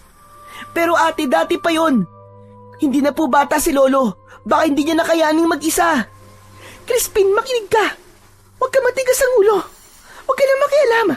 Baka mas lalo mapahamak si Lolo kapag nagpunta ka doon. Ikaw ang aalalahanin niya. Hindi ako mananahimik lang dito, ate. Nagulat si Sofia sa ipinapakitang tapang ng kanyang kapatid. Napagtanto niyang desidido talaga itong lumabas at tulungan sa pakikipaglaban ang kanilang lolo. Lingid sa kaalaman nila, ang isinuot na agimat ni Crispin ay ang siyang nagbibigay sa kanya ng kakaibang tapang at lakas ng loob. Crispin, makinig ka. Hindi ka pa handa. Pakiusap. Makinig ka naman sa akin, oh. Hindi, ate. Patawarin mo ako pero hindi ko kaya maghintay lang dito. Kawawa naman si Lolo, matanda na siya, ate. At alam mo yun. At paano naman ako? Gusto mo ba? Pati ikaw mawala sa akin? Wag naman, Crispin, pakiusap. Dito ka na lang. Wag kang lumabas. Sorry, ate. Hindi kita masusunod. Itinulak niya ng marahan ang kanyang ate. Hindi niya pinakinggan ito. Tumakbo siya palabas ng bahay. Paglabas niya, nakita niya si Lolo Julio na nasa labas ng kanilang bakuran. Narinig niyang hinahamon ng matanda ang aswang na bumaba mula sa puno. Medyo malamlam ang sinag ng buwan ng mga sandaling yon. Pero ang paningin ni Crispin ay talaga namang malinaw at nakikita ang mga nangyayari sa dilim.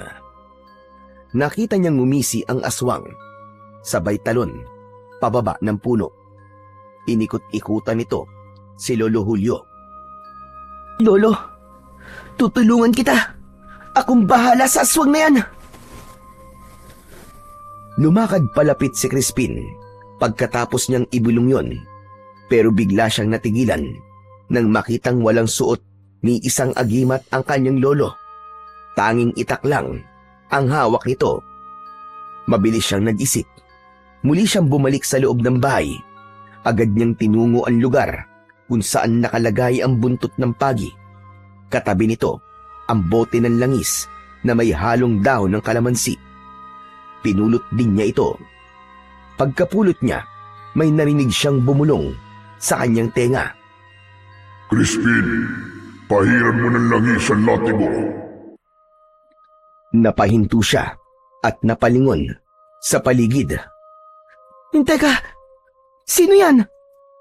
Wala siyang nakitang ibang tao kundi ang ate niya, pero patuloy niyang naririnig ang boses.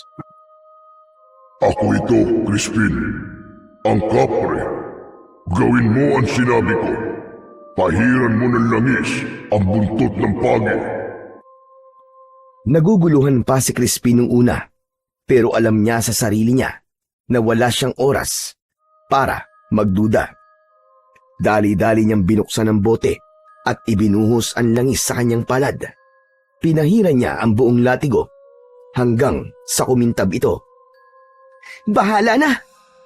Lumabas siyang muli, hawak-hawak ang latigo. Sa labas ng bakuran, naroon pa rin ang kanyang Lolo Julio, nakaharap sa aswang. Nakangisi lang ang nilalang na parabang naglalaro lang. Tama na ang laro!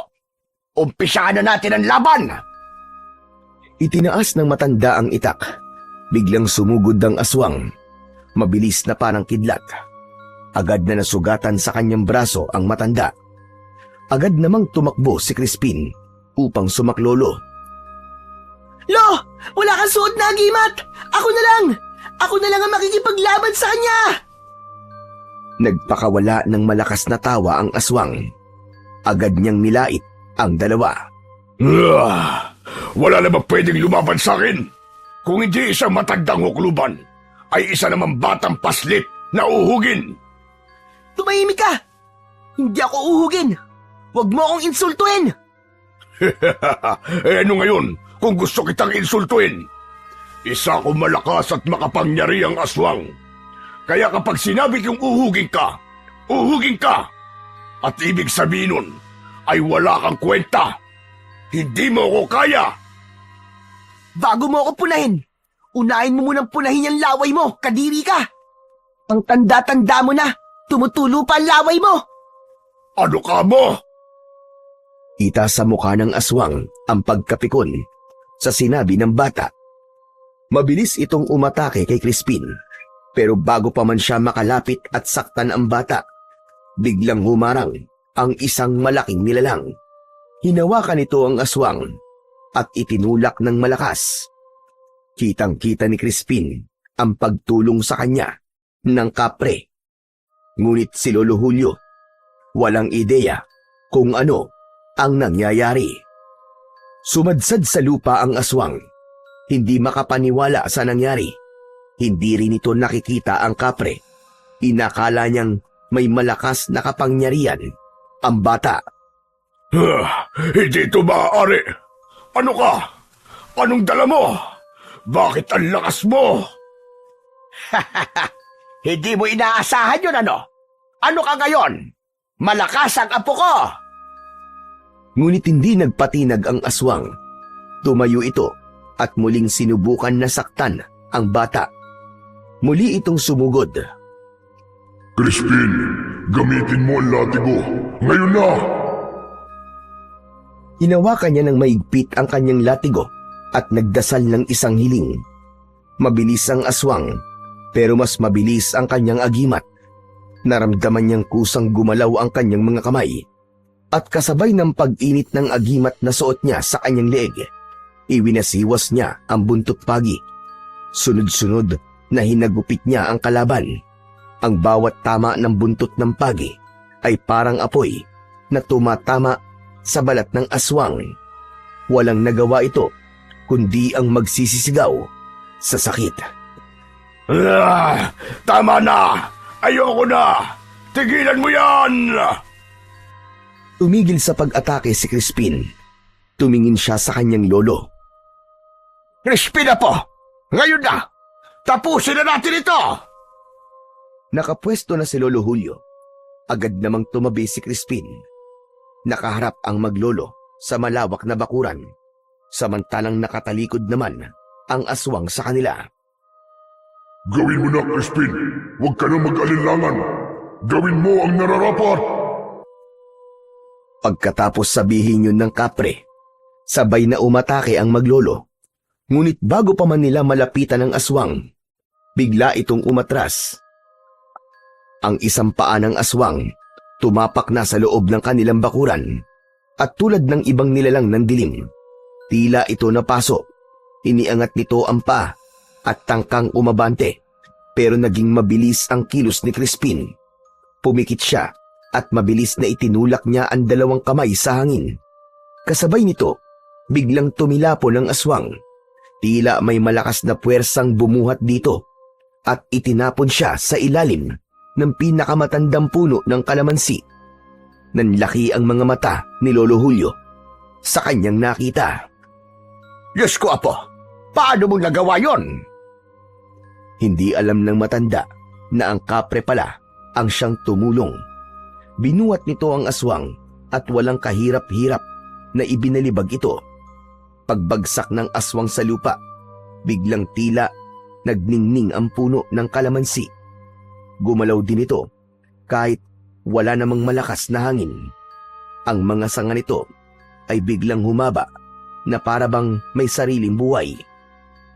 Hinampas ang aswang at binalot ang katawan. Narinig nila ang sunod-sunod na sigaw hanggang sa tuluyan itong nanahimik. Binitiwan ng mga sanga na yon ang katawan at iniwang punong-puno ng tinik. Maya-maya pa, ang katawan ay biglang kinain ng naglalagablab na apoy hanggang sa ito ay tuluyan ng naging abo. Pumasok na ang dalawa at dumiretso sila sa balkon. Naupo sila, habol parehas ang kanilang mga hininga. Lumabas si Sofia. Ano nangyari? Tapos na po ba? Oo, ate. Di ka na magagalaw ng aswang na yon. Wala na siya. Umalis na.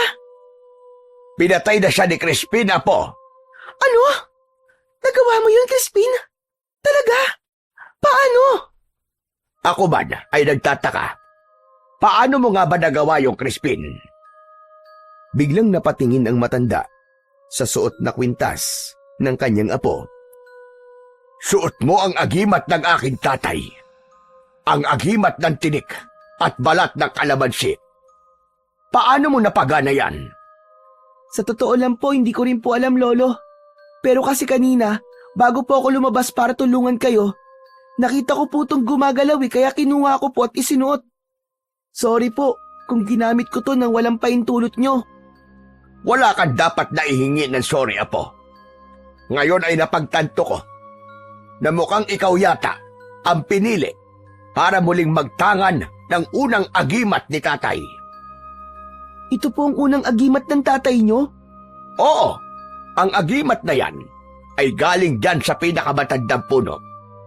Ang kwento sa akin noon ni tatay ay ibinigay sa kanya yan ng isang makapangyarihang kapre na naging kaibigan niya. Kapre po?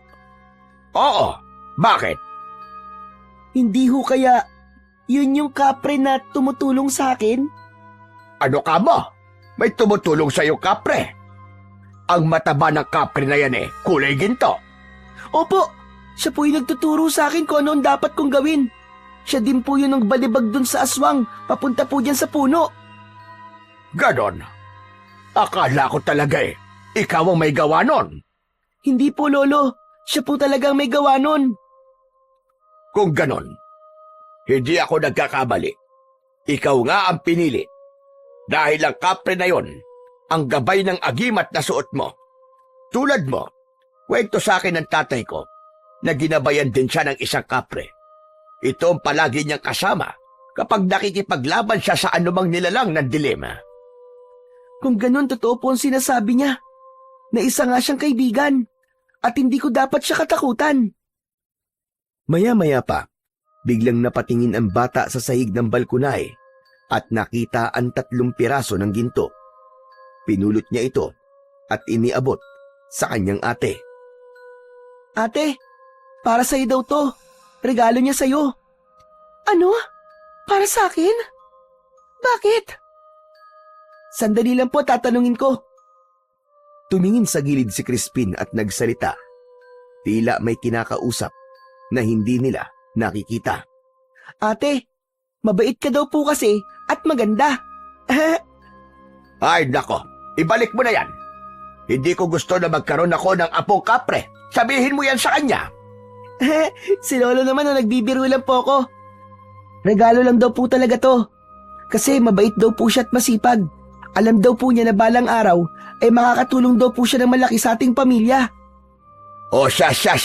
Kung ganon, tanggapin na natin ang biyaya. Tama. Sige, akin na yan. At sabihin mo nga pala sa kanya. Maraming salamat. Ngumiti si Sofia at niyakap si Crispin. Tara na sa loob. Magkape muna tayo. Magkasabay silang naglakad, papasok. Ngunit bago tuluyang makatawid sa pintuan, napahinto si Crispin at napatingin sa silangan. Nakita niyang unti-unti nang sumisikat ang araw. Simbolo ito ng bagong pag-asa at pagtatapos ng dilim na pinagdaanan nila, lalo na ni Sofia, sa kamay ng aswang. Ngumiti siya bahagyang itinapat ang agimat sa sinag ng araw at bumulong sa sarili. Simula ngayon, gagawin ko ang lahat para maging karapat-dapat sa agimat na to. Marami pa akong dapat na matutunan. Pero salamat. Salamat sa pagtitiwala. Pagkatapos niyang sabihin yon, nakita niyang ang mga dahon ng kalamansi ay gumalaw at tila kumakaway pa sa kanya. Mula noon, nagbago na ang kanilang buhay. Si Crispin ay nagpatuloy sa pag-aaral ng mga orasyon at sa paggamit ng agimat kasama ang kanyang lolo. Naging mas lalo pa siyang naging masigasig at determinado. Naging masunurin din siya sa lahat ng mga sinasabi ng kanyang lolo. Mabilis din siyang natuto at agad na nakakabisa ang mga dasal at orasyon. Samantala, ibinenta nila ang ginto na bigay ng kapre. Ang perang ito ay inilaan nila sa pag-aaral ni Sofia at ni Crispin. Bagamat may pera na, ay hindi nito iniwan ang mga amo. Bumalik ito doon at ipinagpatuloy pa rin ang pagtatrabaho at pag-aaral. Sa paglipas ng panahon, natupad ni Sofia ang pangarap niyang makapagtapos ng pag-aaral. Nakahanap siya ng maayos na trabaho at unti-unting naiahon ang kanilang pamilya sa hirap. Samantala si Crispin ay hindi lumaking karaniwang binatilyo lang. Tinuruan siya ng kanyang lolo ng lahat ng kaalaman tungkol sa pagiging isang antingero. Ngunit hindi doon nagtapos ang kanyang pag-aaral. Pinili niyang matuto pa ng dagdag na kaalaman. Pinag-aralan din niya ang paggamit ng mga halamang gamot at kung paano gawin ang tradisyonal na paraan ng panggagamot. Dahil dito, nakilala si Crispin bilang taong handang tumulong sa sinumang nangangailangan at naging sandigan ng buong baryo laban sa kasamaan.